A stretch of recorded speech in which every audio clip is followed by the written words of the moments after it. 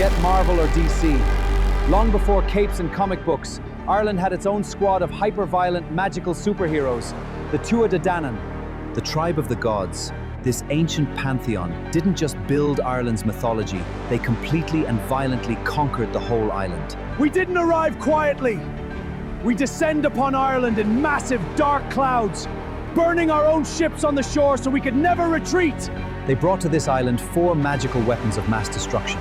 The Screaming Stone of Destiny, the Spear of Lugh, Nuada's glowing sword, and the Dagda's endless cauldron. But this isn't some dry, noble fairy tale. Frame them as Ireland's most dysfunctional family, gods who essentially lost a cosmic planning permission dispute.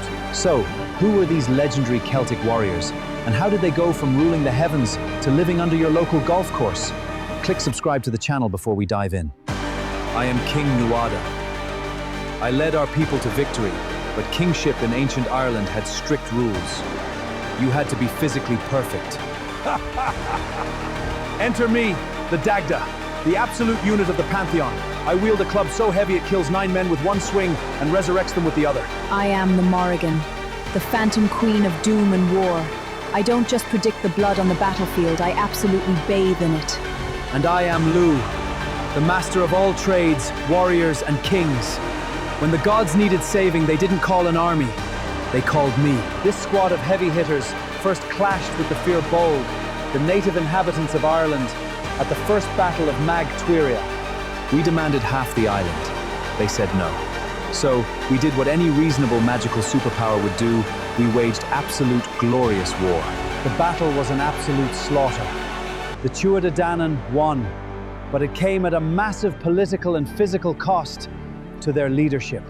His arm was severed in the fighting. Because he was no longer whole, he was stripped of his crown. Talk about brutal workplace regulations. With Nuada demoted, the gods appointed Brez, a half-Fomorian, as king.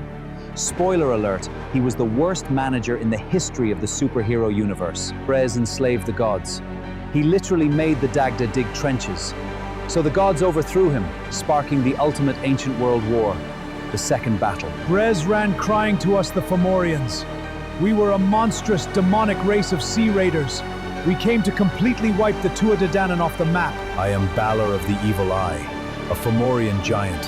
When my eye opens, its toxic gaze instantly destroys entire armies. I was unstoppable. But the gods had a ringer.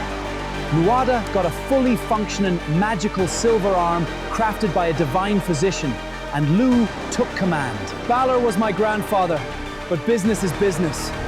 Before he could fully open his evil eye, I launched a heavy slingshot directly through his skull. Picture this, a mind-blowing explosion of magic. It ripped through the sky, an explosive blast. Waves of energy just like this. A cataclysm that changed everything. With the Fomorians crushed, I flew over the battlefields, proclaiming a golden age of peace.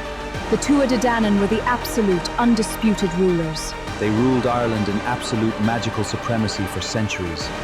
But like every great empire, their ultimate downfall came from across the sea. Enter the Milesians, the mortal ancestors of the modern Celtic Irish.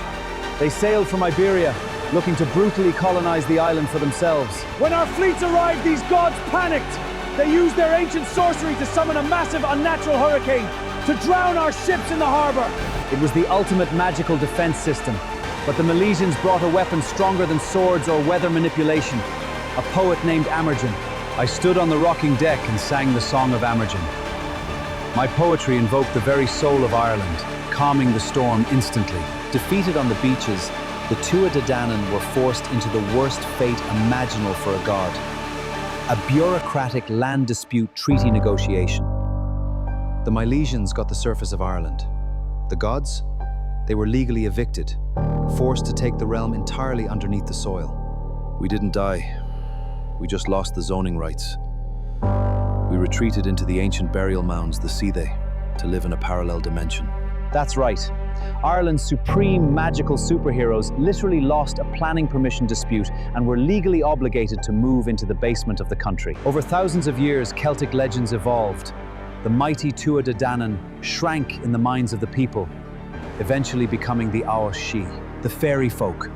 But do not confuse them with Tinkerbell. These are demoted, bitter gods holding a millennia-old grudge against humanity. We watch you from the shadows of the hawthorn trees.